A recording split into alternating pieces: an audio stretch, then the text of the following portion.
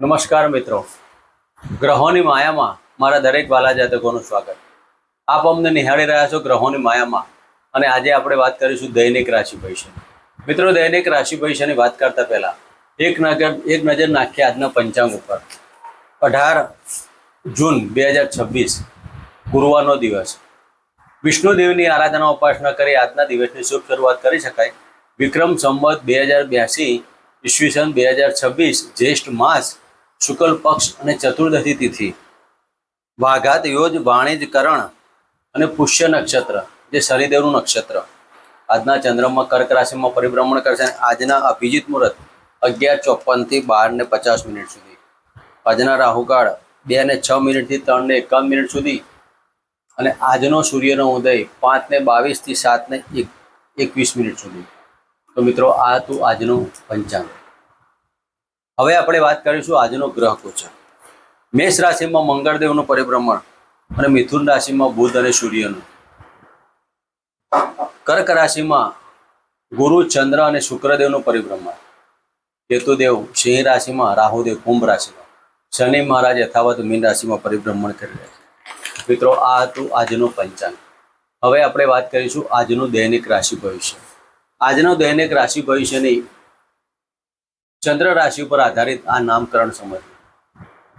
મિત્રો, મેષ રાશિથી લઈને મીન રાશિના જાતકોને આજનો આપણો દિવસ કેવો રહેશે? કઈ આરાધના ઉપાસના કરવી, કયા દેવની પૂજા પાઠ કરવી, કઈ દાન દક્ષિણા કરવી, અને કોની સાથે પ્રવાસ કરવો, અને કોની સાથે આજે વૈમનસ્ય ઊભું થાય. તો મિત્રો, આજનો આ દિવસ આપના માટે કેવો જશે તેની આપણે વિશેષમાં મેષ રાશિથી લઈને મીન રાશિના જાતકોને વિશેષમાં ચર્ચા કરીશું. પ્રથમ રાશિની વાત કરીએ તો મેષ રાશિ. મેષ રાશિના જાતકોને ચતુર્થ સ્થાને પરિભ્રમણ કરતા ચંદ્રદેવ. મિત્રો, આજના દિવસમાં મેષ રાશિના જાતકોને મનની ઈચ્છાઓ અને મનથી ધારેલા કાર્યોમાં સફળતા પ્રાપ્ત થાય. આજના દિવસમાં આકસ્મિક ધનલાભના યુગો પણ બની શકે. કાર્યપ્રણાલિકામાં સુધારો આવે. પિતાના ભાગ્યનો ઉદય અને પિતાનો સાથ ને સહકાર મળવાથી દિવસમાં આનંદ અને ઉત્સાહ થાય. તો આજના દિવસમાં શિવજીના મંદિરે ચોખાનું દાન કરી અને ઓમ નમઃ શિવાયના મંત્ર કરી આજના દિવસની શુભ શરૂઆત કરી શકાય. મિત્રો, વાત કરીશું વૃષભ રાશિની. વૃષભ રાશિના જાતકોને ત્રીજા સ્થાને પરિભ્રમણ કરતા ચંદ્ર મહારાજ. મિત્રો, આજના દિવસમાં વૃષભ રાશિના જાતકોને નાના મોટા પ્રવાસોમાં સફળતા મળતી. વિદેશના પ્રવાસો અને ટૂંકા ગાળાના પ્રવાસોમાં લાભની બાબતો થાય. તમારા ધંધાકીય બાબતો માટે આજે તમારો પ્રવાસ ખેડવો પડે. વિલંબિત કાર્ય થાય પણ સફળતા પ્રાપ્ત થવાય. વૃષભ રાશિના જાતકોને આજના દિવસમાં ધાર્મિક કાર્યો કરી શકાય. તો આજના દિવસમાં ઓમ કુલદેવતા ભ્યો નમઃ ના મંત્ર કરી આજના દિવસની શુભ શરૂઆત કરાય. મિત્રો, વાત કરીશું મિથુન રાશિ. મિથુન રાશિના જાતકોને ધનસ્થાને પરિભ્રમણ કરતા ચંદ્ર મહારાજ. મિત્રો, આજના દિવસમાં મિથુન રાશિના જાતકોને કૌટુંબિક કાર્યમાં સફળતા પ્રાપ્ત થાય. તમારી વાણીમાં પ્રભુત્વતા આવશે. વાણીથી ચાલતા ધંધામાં સફળતા પ્રાપ્ત થાય. ભાગ્યની ઉન્નતિ, બિલ વારસો, પ્રોપર્ટીના કાર્યોમાં સફળતા મળે. આજના દિવસમાં જે જાતકો લાકડા, કોલસા અને પથ્થરના ધંધામાં રોકાયેલા હોય તેવા જાતકોને ધનલાભ થવાનો યોગ વધારે હોઈ શકે. તો મિથુન રાશિના જાતકોએ આજના દિવસમાં ઓમ નમઃ ભગવતે વાસુદેવના મંત્ર કરવા સાથે શનિદેવના મંત્ર કરી આજના દિવસની શુભ શરૂઆત કરી. મિત્રો, વાત કરીશું કર્ક રાશિની. કર્ક રાશિના જાતકોને લગ્નમાંથી પરિભ્રમણ કરતા ચંદ્ર મહારાજ. મિત્રો, કર્ક રાશિના જાતકોને આજે દાંપત્ય જીવનમાં અને પાર્ટનરશિપના કાર્યોમાં સફળતા મળવાના. આજે તમારું મન આનંદ ઉત્સાહથી ભરપૂર રહેવાનું. ગુપ્ત ધન અને ગુપ્ત વિદ્યાનો લાભ મળવાના યોગો બની શકે. આજે તમે મનથી ધારેલા કાર્યો સમગ્ર પરિપૂર્ણ થવાથી દિવસમાં આનંદ અને ઉત્સાહ થાય. તો દાંપત્ય જીવનની અંદર સફળતા મેળવવા માટે આજે તમારી પત્નીના કહ્યા પ્રમાણે કોઈ કાર્ય કરી અને તેનું મન જીતવાનો પ્રયાસ કરજો.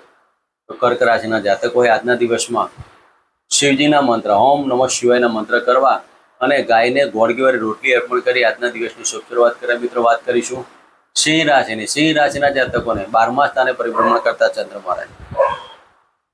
આજના દિવસમાં વિજેતા પાત્રની મુલાકાતમાં તમારું દાંપત્ય જીવનમાં પ્રશ્નો ઉભો ના થાય તેની કાળજી લેજો.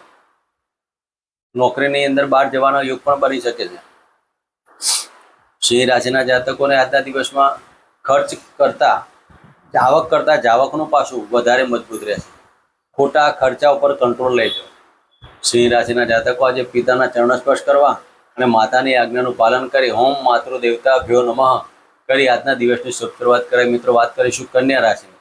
કન્યા રાશિના જાતકોને લાભસ્થાને પરિભ્રમણ કરતા ચંદ્ર મહારાજ. મિત્રો આજના દિવસમાં કન્યા રાશિના જાતકોને ઈચ્છા પૂર્તિનો દિવસ કહેવાય. તમે જે કોઈ મનમાં ધારેલા કાર્યો દરેક પરિપૂર્ણ થતા હોય તેવું લાગ્યા કરે. સંતાનના શુભ સમાચાર, નોકરીમાં શુભ સમાચાર, નોકરીમાં પદ અને પ્રતિષ્ઠામાં વધારાના શુભ સમાચાર પણ મળવાના યોગ ગણાય. તો કન્યા રાશિના જાતકોએ આજના દિવસમાં ઉપલા અધિકારીઓનો સાથ ને સહકાર પણ મળશે.